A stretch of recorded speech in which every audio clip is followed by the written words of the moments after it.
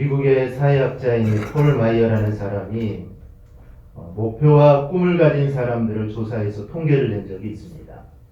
이 폴 마이어의 조사에 의하면 일생 동안 뚜렷한 목표를 가지고 사는 사람은 3%밖에 되지 않았답니다.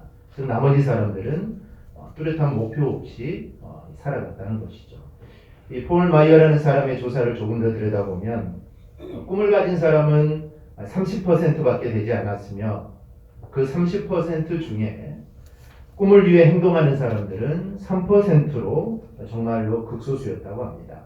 정말로 꿈을 위해 노력하는 사람들은 구체적인 목표를 세우는 3%의 사람들이며 나머지 27%는 막연한 꿈을, 그리고 나머지 70%의 사람들은 그냥 표류하는 인생을 살았다라는 것입니다. 이 철학자 강신주라는 사람은 꿈에는 두 가지 종류가 있다고 말을 합니다. 하나는 현실에서 도피하기 위해서 품는 꿈이 있고, 또 하나는 현실에서 행동하게 만드는 꿈이 있다라고 합니다. 그래서 꿈도 어떤 꿈인가, 이게 정말 우리에게 중요합니다.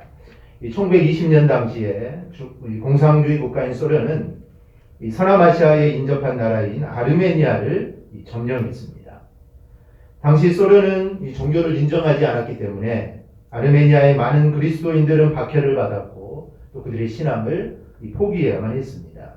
그러나 이 네리몬이라는 사람이 있는데, 이 사람은 하나님을 부인할 수는 없다며 신앙을 숨기지 않았고 오히려 정말 당당하게 그리스도의 복음을 전파했습니다.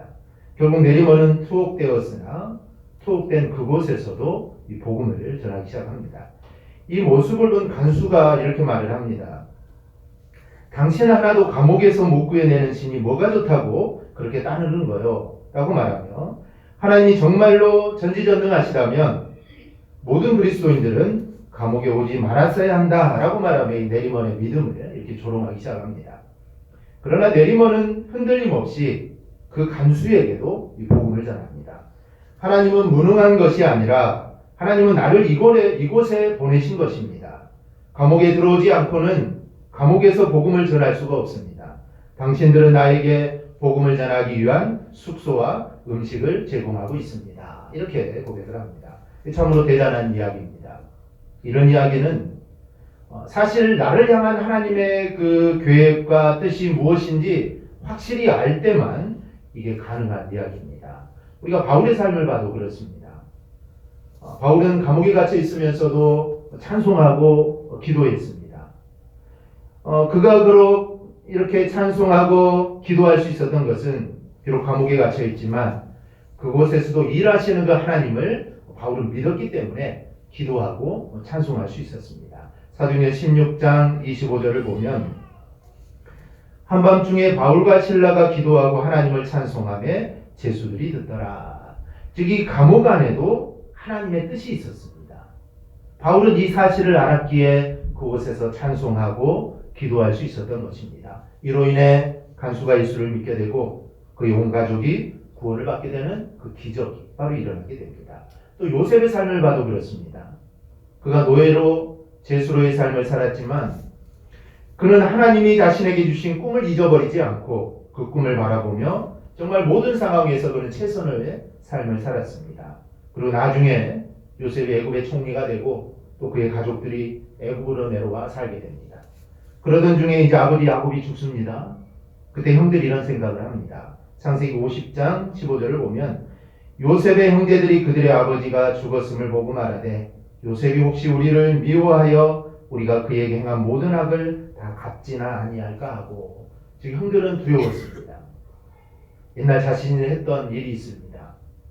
요셉을 핍박하고 노예로 판 사건을 혹시 동생이 꼬투리 잡아서 자신들을 죽이지 않을까라는 그런 두려움이 형들에게 있었습니다. 그때 요셉이 이렇게 말합니다. 창세기 50장 19절 20절을 보면 요셉이 그들에게 이르되 두려워하지 마소서, 내가 하나님을 대신하리이까. 당신들은 나를 해하려 하였으나 하나님은 그것을 선으로 바꾸사 오늘과 같이 많은 백성의 생명을 구원하게 하시려 하셨나니. 즉 이 모든 일들, 즉 노예로 팔리고 정말 억울하게 감옥에 갇히고 또 애굽이란 나라의 이방 나라의 총리가 되고 이 모든 일들 안에는 하나님의 뜻이 있음을 요셉은 확신했습니다. 그래서 형들이 나를 해하려고 했지만 하나님이 이 모든 일들을 합력하여 선으로 바꾸셨다라는 확신이 요셉에게 있었습니다. 그리고 또 많은 백성의 생명을 구하시려고 하나님이 나를 보내셨다라는 그 확신이 요셉에게 있었습니다. 이 네리몬이나 바울이나 요셉 이들 모두 하나님의 뜻을 확신했기에 어려운 상황 가운데서도 그들은 승리하는 삶을 살 수가 있었습니다. 우리도 마찬가지입니다. 정말 그 어떠한 경우에도 하나님께서 정말 합력하여 선을 반드시 이루실 것이라는 그 믿음이 우리 안에 있어야 합니다. 이러한 믿음이 우리 안에 있을 때 우리는 어떠한 고난도 이겨나갈 수 있고 우리를 미워하고 정말 핍박하는 사람들까지도 우리는 사랑할 수 있게 됩니다. 여러분 주위에 나를 힘들게 하는 사람들이 있으시죠? 그 사람이 남편일 수도 있고 가족일 수도 있고 내가 아는 어떤 사람일 수도 있습니다. 그 사람 때문에 힘드시죠? 아마 힘드실 겁니다. 하지만 이 모든 상황을 우리가 이길 수 있고 정말 그 사람까지도 내가 사랑할 수 있는 비결이 있습니다. 바로 하나님의 섭리를 우리가 믿는 것입니다. 이 섭리라는 단어는 영어로 이 프라비던스라는 단어인데요. 그 뜻을 보면 프로, 먼저, 앞에라는 단어와 비디오, 보다라는 이 두 단어가 합성된 겁니다. 그래서 이는 하나님께서는 필요하시는 일을 위해 먼저 앞을 내다보시고 우리를 사용하시고 쓰시는 것이 하나님의 섭리입니다. 즉 우리 인간은 당장 지금의 상황밖에 우리는 알지 못합니다. 내일이 어떻게 될지 우리가 어떻게 알겠습니까? 내일 내가 살아있을지 내가 내일 죽을지 우리는 내일의 일은 내일이 아닙니다. 내일은 내일이 일입니다. 그런데 하나님은 우리를 계획하실 때 먼저 미리 앞을 다 내다보십니다. 그리고 앞을 내다보시고 하나님이 우리를 사용하시는 것 이게 하나님의 섭리입니다. 이런 하나님의 섭리하심을 믿는 믿음이 우리 안에 가득하기를 주님의 이름으로 축원합니다. 즉 다른 사람의 핍박을 통해서 좀 하나님이 나를 연단시키시고 또 더욱 믿음을 장성하게 내 믿음을 성장시키려 하심을 내가 믿을 때 이길 수 있고 우리는 사랑할 수 있게 됩니다. 우리 안에 이런 하나님의 뜻, 하나님의 섭리에 대한 확신이 가득하기를 축원합니다. 그래야 정말 원수까지도 우리가 사랑하고 또 모든 고난을 우리가 극복할 수 있기를 바랍니다. 그러면 정말 적당한 때에 하나님의 때에 하나님께 우리를 세상에서 정말 지극히 높이사 하나님의 영광을 나타내 주실 줄 믿습니다. 혹시 그러지 않을 수도 있습니다. 하나님이 혹시 그러한 일이 일어나지 않을 수도 있습니다. 하지만 우리 성도들은 영원히 복락을 누릴 그 천국을 바라보며 하나님과 늘 동행하는 삶을 우리는 살아야 됩니다. 그러면 그렇게 정말 많이 이야기하는 하나님의 뜻, 주의 뜻이 과연 무엇일까요? 또 내가 주의 뜻이 무엇인지 알았다면 여러분들은 정말 그 뜻대로 살고 계십니까? 본문은 우리가 정말 잘 아는 주님께서 가르쳐 주신 기도입니다. 이 주기도를 제자들에게 가르쳐 주시면서 주님은 10절에서 이렇게 말씀하십니다. 나라가 임하시오며 뜻이 하늘에서 이루어진 것 같이 땅에서도 이루어지이다. 즉 하나님의 뜻이 하늘에서 이루어진 것 같이 땅에서도 이루어지기를 위해 너희가 기도하라 라고 말씀합니다. 내 뜻이 아닙니다. 하나님의 뜻이 이 땅에서 이루어지기를 위해서 너희는 빌라 라는 말씀입니다. 그리고 이것은 우리의 기도의 중심 내용이 되어야 됩니다. 우리의 기도는 내 뜻을 이루기 위해 행해져서는 절대로 안 됩니다. 오직 하나님의 뜻이 이루어지기를 위해서 우리는 기도해야 됩니다. 그런데 이와 같이 기도하셨던 분이 바로 주님이셨습니다. 주님은 완전한 하나님이십니다. 동시에 그분은 완전한 인간이십니다. 그래서 십자가의 죽음에 대한 두려움을 주님은 지니고 계셨습니다. 그래서 할 수만 있다면 이 죽음을 피할 수 있게 해주시기를 주님은 원했습니다. 그러나 결국은 아버지의 뜻을 이루시고자 기도를 하시게 됩니다. 마태복음 26장 39절에 그 기도가 나와 있습니다.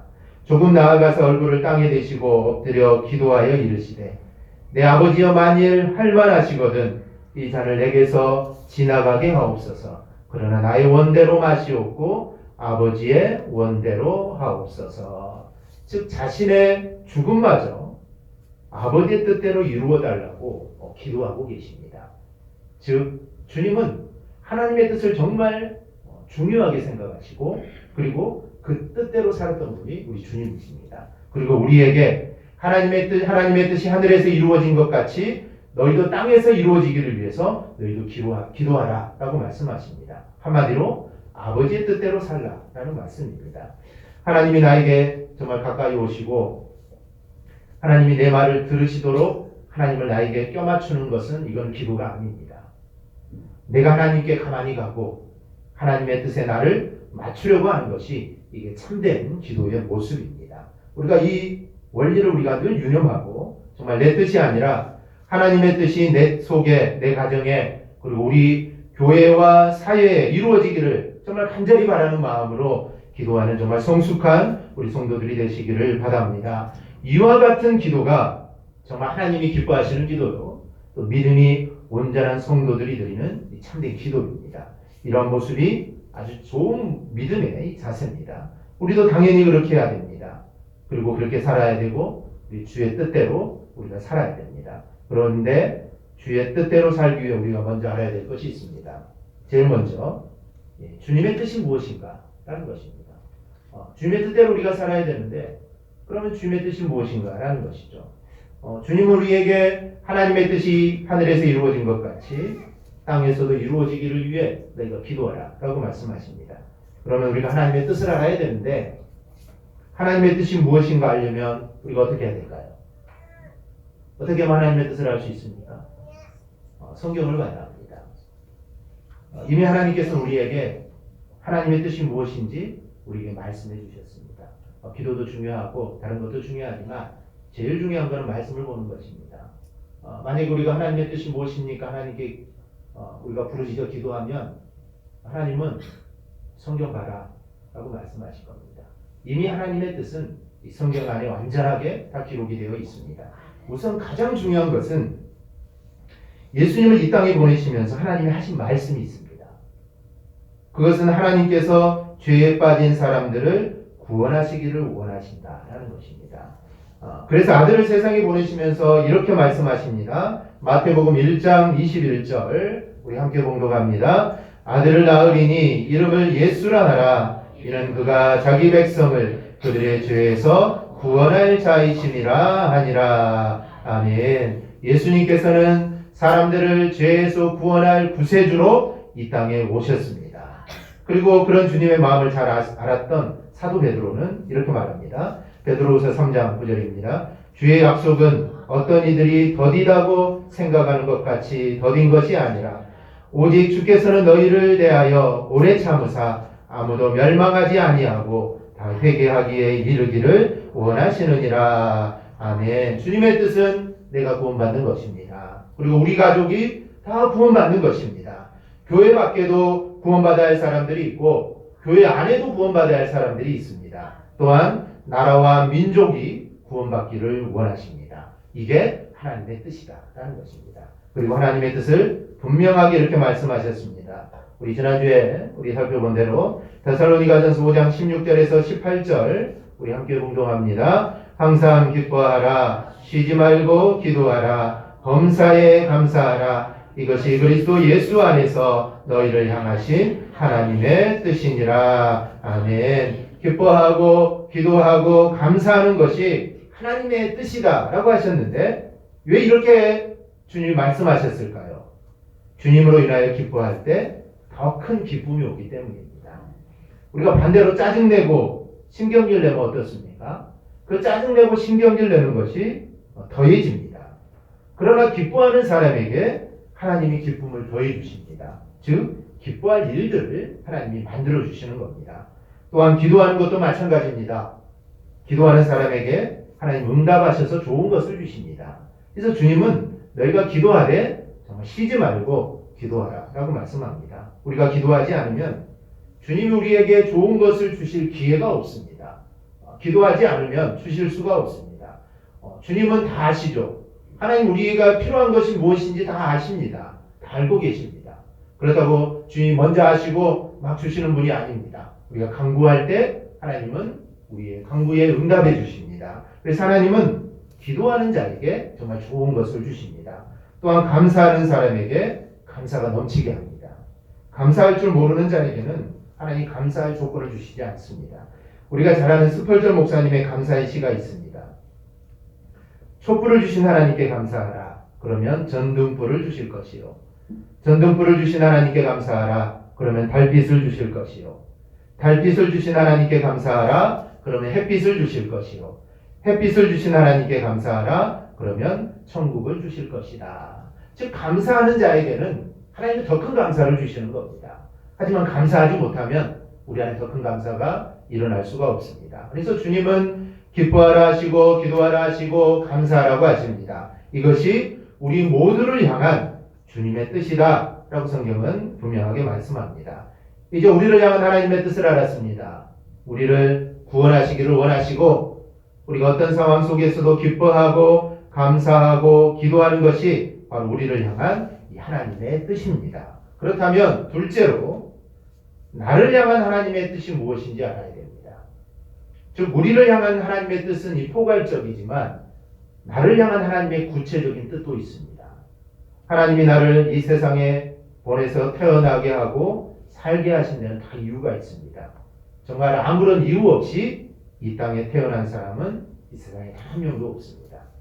그런 의미에서 우리 4월 11일 날 헌법재판소가 자기 낙태죄와 동의 낙태죄에 대하여 이 헌법 불합치 결정을 내린 것은 이 성경적인 관점에서는 맞지 않습니다. 이것은 앞으로 이제 법률적 보완이 마련돼서 법이 만들어지겠지만 한마디로 낙태는 이제 죄가 아니다라는 것입니다. 6월 21일 그제죠. 그제 보니까 검찰에서 임신 12주 이내에 낙태에 대해서는 기소유예 처벌을 내리지 않겠다. 기소하지 않겠다는 겁니다. 12주 안에 낙태한 사람은 이제 검찰이 기소하지 않겠다라는 것입니다. 그래서 상관하지 않겠다는 것이죠. 검찰에서 이런 발표를 했습니다. 이에 대해 이 성산생명윤리연구소장이자 명이비인후과 이명빈 원장은 이는 성경적 가치관에 위배되는 말이라며 하나님은 인간을 자기 형상대로 지으셨다는 창세기 말씀처럼 어떤 생명도 함부로 죽일 수 없다라고 이렇게 강조합니다. 이 여비는 낙태죄 폐지는 태아의 생명 살해를 법적으로 용인하는 것이며 이는 하나님 형상대로 지음받았다는 절대 진리를 무시하는 생각이다 라고 이렇게 비판을 했습니다. 이미 전도서에 낙태에 대한 이야기가 나옵니다. 전도서 6장 4절을 보면 낙태된 자는 헛되이 왔다가 어두운 중에 가매 그의 이름이 어둠에 덮이니 낙태된 아이는 헛되이 왔다가 간다 라고 말합니다. 이름 한 자 남기지 못한 죄 정말 사라진다는 겁니다. 이 낙태된 아이에 대한 주님의 안타까운 마음을 표현한 것입니다. 그러니 하나님이 우리를 이 세상에 보내실 때는 정말 반드시 이유가 있다는 것을 우리는 분명하게 알아야 됩니다. 어떤 사람은 하나님은 왜 장애를 갖고 태어나게 하셨을까라고 합니다. 그래서 태아 기형은 낙태해도 된다라고 이렇게 말을 하기도 합니다.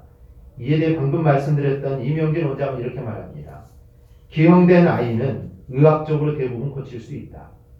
하나님이 의학기술을 선물로 주셨다. 설마 못 고치더라도 다운 증후군. 이 아이들이 불행하다고 누가 이야기할 수 있는가?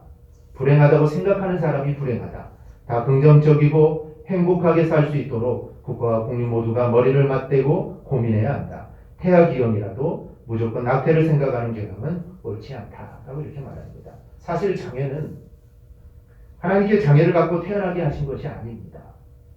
인간의 타락의 결과로 장애자로 질병으로 죽음으로 나아가게 된 것입니다. 그럼에도 장애로 태어났다고 하더라도 하나님은 바로 그 사람에 대한 선한 뜻을 갖고 계십니다. 에베소서 2장 10절을 보면 하나님이 우리를 만드셨다라고 말씀을 합니다. 즉 하나님이 우리를 만드셨습니다. 하나님이 우리를 만드셔서 이 세상에 보내셨기에 나를 세상에 보내실 때는 반드시 나를 향한 하나님의 뜻이 있습니다. 하나님이 나를 우리 교회에 속해 믿음 생활하는 데는 반드시 이유가 있습니다. 하나님이 나에게 이 사회와 직장과 사업을 갖게 하신 데에도 반드시 이유가 있습니다. 하나님이 나에게 가정을 허락하시고 또 자녀들을 허락하신 데도 반드시 하나님의 이유가 있습니다. 이 마태복음 10장 29절에서 31절을 보면 참새 두 마리가 하나 쌀이온에 팔리지 않느냐. 그러나 너희 아버지께서 허락하지 아니하시면 그 하나도 땅에 떨어지지 아니하리라. 너희에게는 머리털까지 다 세신 바 되었나니 두려워하지 말라. 너희는 많은 참새보다 귀하니라. 아멘. 참새 두 마리가 팔리는 것도 하나님의 허락이 있어야 한다라는 것입니다. 그리고 우리의 머리털까지 세신다라는 것입니다. 즉 하루에 머리털이 얼마나 많이 빠집니까? 또 새로 나고 빠지는데 정말 그것까지 다 세신다. 이 말은 하나님 우리 머리카락을 하나하나 세고 계신다라는 말씀은 아닙니다. 정말 우리의 정말 사소한 것까지도 우리 하나님은 다 알고 계시고 우리에게 관심을 가지고 계신다는 겁니다. 정말 그렇게 세밀하신 하나님이신데 나로 하여금 우리 교회에 속하게 하시고 이 사회 일원으로 일꾼으로 살게 하신 데는 반드시 이유가 있습니다. 그러면 나에게 가정을 이루게 하신 이유가 무엇일까요?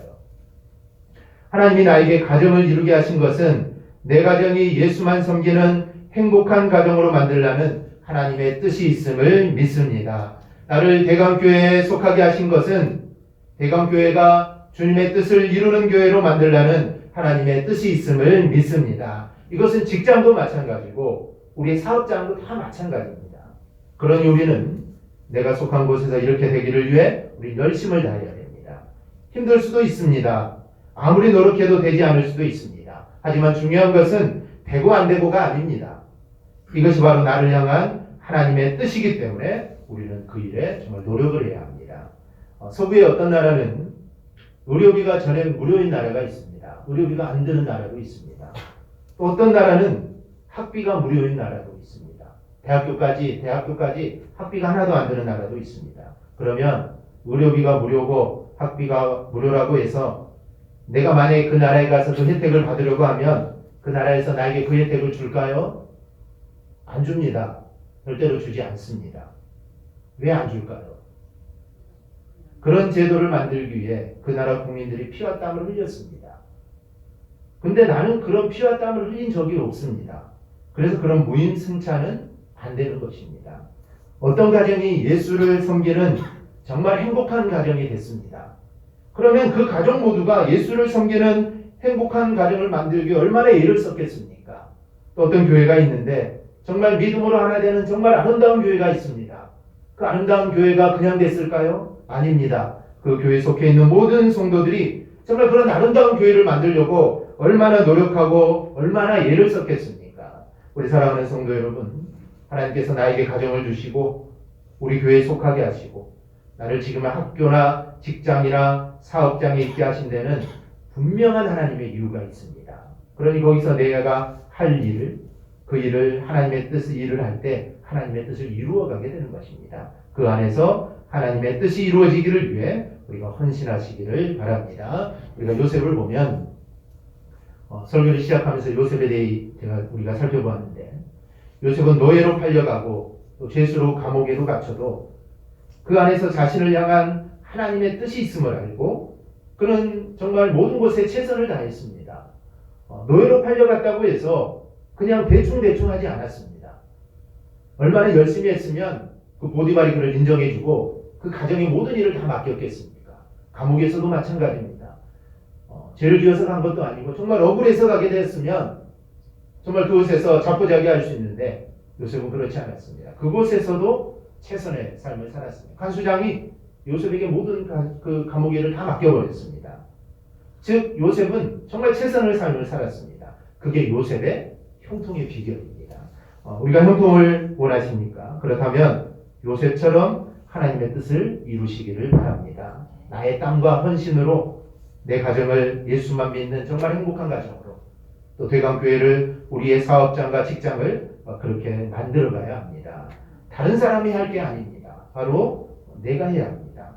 그것이 나를 향한 하나님의 뜻을 이루는 사람입니다. 그리고 그런 사람에게 하나님 반드시 형통의 복을 주실 줄 믿습니다. 그렇다면 주의 뜻을 이루기 위해 나는 무엇을 하고 있는지 우리는 생각해 보아야 됩니다.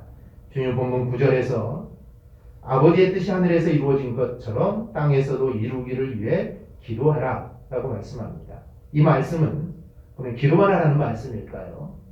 우리는 주님의 뜻을 이루기 위해 주님이 어떻게 하셨는지를 우리는 봐야 합니다. 주님은 세상의 사람을 구원하려고 이 땅에 오셨습니다. 주님이 이 땅에 오신 목적이죠. 그리고 그렇게 되기를 주님은 바라기만 하지 않았습니다.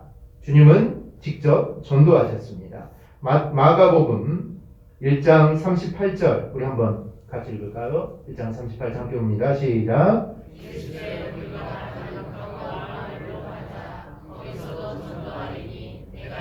위하여 왔노라 하시고. 아멘. 또 요한복음 5장 17절에도 예수께서 그들에게 이르시되 내 아버지께서 이제까지 일하시니 나도 일한다 라고 하십니다.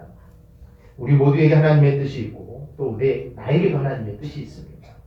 이것을 믿는다면 이제 우리가 할 일이 있습니다. 그것은 그렇게 되기를 위해 우리가 헌신하는 것이고 우리가 일하는 것입니다. 우리는 어떤 일을 놓고 말만 하는 경향이 있습니다. 예를 들면 이 가정에 대해서도 그렇습니다. 사도행전 10장에 보면 고넬료의 가정이 있습니다. 이 고넬료의 가정에 대해 이렇게 말합니다. 사도행전 10장 1, 2절 우리 함께 봅니다. 1, 2절 함께 봅니다. 가이사라에 고넬료라는 사람이 있으니 이달리아 부대라는 군대의 백부장이라.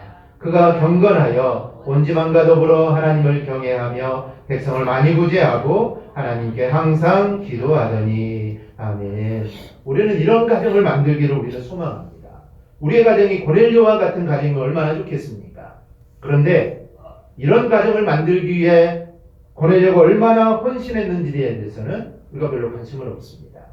교회도 마찬가지입니다. 주님은 빌라델비아 교회에게 이렇게 칭찬하십니다. 요한계시록 3장 8절을 보면 볼지어다 내가 내 앞에 열린 문을 두었으되 능히 닫을 사람이 없으리라. 내가 내 행위를 아노니 내가 작은 능력을 가지고도 내 말을 지키며 내 이름을 배반하지 아니하였노라. 빌라델비아 교회는 주님께 칭찬만 받은 교회입니다. 책망을 받지 않았습니다. 빌라델비아 교회 열린 문을 두었다고 하는데 이 열린 문이라는 것은 은혜의 문이요, 복음의 문이요, 형통의 문이요, 천국의 문입니다. 이런 문을 정말 활짝 열어놓으신 겁니다. 그렇다면 빌라델피아 교회가 이런 복을 받은 이유가 무엇입니까? 주님이 말씀하신 대로 정말 작은 능력을 가지고 주님의 말씀을 지키며 어려움과 유혹 가운데도 주님의 이름을 배반하지 않았기 때문입니다. 빌라델피아 교회는 능력이 작았습니다. 빌라델피아 교회가 있었던 이 빌라델피아 시는 별명이 하나 있습니다. 지진들이 충만한 빌라델피아 시라는 이런 별칭이 있습니다. 정말 대지진으로 인해서 도시가 폐허가 되었고 지진의 충격이 일상생활의 한 부분이 되었습니다. 이 지진이라는 게 일상생활입니다. 자주 일어나는 것이 빌라델피아 시입니다. 이런 상황에서 부유한 자들은 거기 안 살겠죠. 도시 밖으로 나가서 비옥한 땅에서 농사를 지며 삽니다. 그러나 가난한 사람들은 대다수의 가난한 사람들은 폐허와 같은 도시 안에서 힘들게 살아가고 있습니다. 바로 그 도시 안에 빌라델피아 교회가 있습니다. 그러니 교세나 경제적으로 약할 수밖에 없습니다. 그러나 그들은 그 적은 능력에도 믿음을 지킴으로 주님으로부터 칭찬을 받았습니다. 고린도전서 4장 20절은 하나님의 나라는 말에 있지 아니하고 오직 능력에 있다라고 말을 합니다. 하나님의 나라는 말에 있지 않습니다. 능력에 있습니다. 말만 하는 것은 아무런 열매가 없다는 것입니다. 능력을 통하여 열매를 맺어야 한다는 말씀입니다. 그럼 능력은 어디에서 옵니까? 이 능력은 행할 때 오고 순종할 때 옵니다. 모세가 하나님 말씀대로 순종할 때 10가지 재앙이 애굽에 내립니다. 순종할 때 죽음의 사자가 지나가고 순종하여 지팡이를 홍해로 내밀 때 홍해가 갈라집니다. 순종하여 법궤를 앞세우고 요단강으로 들어갈 때 요단강이 갈라집니다. 아무리 말만 해서는 요단강이 갈라지지 않습니다. 홍해도 갈라지지 않습니다. 순종하고 행할 때 홍해도 갈라졌고 요단강도 갈라집니다. 다른 게 능력이 아닙니다. 하나님의 말씀에 절대적으로 순종하는 것이 바로 능력입니다. 우리가 순종함으로 나아갈 때 내가 주께 대하여 귀로 듣기만 하였사오나 이제는 눈으로 주를 배웠나이다 라는 이 욥의 고백과 같이 하나님의 놀라운 일들을 우리의 눈으로 직접 보게 될 줄 믿습니다. 이러한 능력이 우리 안에 충만하기를 주님의 이름으로 축원합니다. 말씀을 맺습니다. 우리 사랑하는 성도 여러분, 가정을 아름답게 세우고 또 교회를 아름답게 세우고 우리 직장과 우리 사업장을 아름답게 세우고 싶다면 우리는 말만 해서는 안 됩니다. 우리 모두 기도하고 일어나시기를 바랍니다. 그리고 내가 해야 할 일들을 이제 하나하나 시작하시기를 바랍니다. 그럴 때 진정한 복이 나와 가정에 그리고 교회와 직장과 사업장 위에 임할 줄 믿습니다. 또한 우리 모두가 주님의 뜻을 알아 순종하여 정말 많은 간증거리들을 남길 수 있는 우리 성도들이 되시기를 바랍니다. 그래서 풍성한 간증이 있는 가정 또 그리고 풍성한 간증이 있는 교회가 되기를 주님의 이름으로 축원합니다. 아멘. 기도하겠습니다.